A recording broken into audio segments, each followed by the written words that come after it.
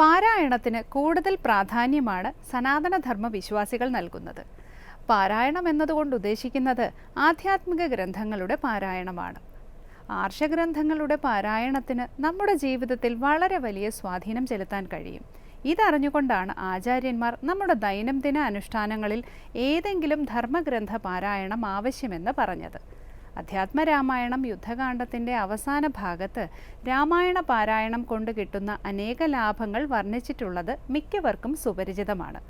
ആരോഗ്യം, ആയുസ്, ഐശ്വര്യം, ബന്ധുബലം, സൗഹൃദം, പുത്രലാഭം, ശത്രുനാശം, വിദ്യാപ്രാപ്തി, നിർഭയത്വം, ദേവപ്രീതി തുടങ്ങിയ സകല അഭീഷ്ടങ്ങളും ഒപ്പം മുക്തിയും രാമായണം പാരായണം ചെയ്യുന്ന ആളിന് ലഭിക്കുമെന്ന് പ്രഖ്യാപിച്ചിരിക്കുന്നു. ശ്രീമദ് ഭഗവത്ഗീത, ശ്രീമദ് ഭാഗവതം, ദേവി മാഹാത്മ്യം, നാരായണീയം, ശ്രീ മഹാഭാരതം തുടങ്ങിയവയിൽ ഏതെങ്കിലുമൊക്കെ നിത്യം പാരായണം ചെയ്യുന്നവരുടെ അനുഭവങ്ങൾ പാരായണത്തിൻ്റെ ദിവ്യതയ്ക്ക് സാക്ഷ്യങ്ങളാകുന്നു.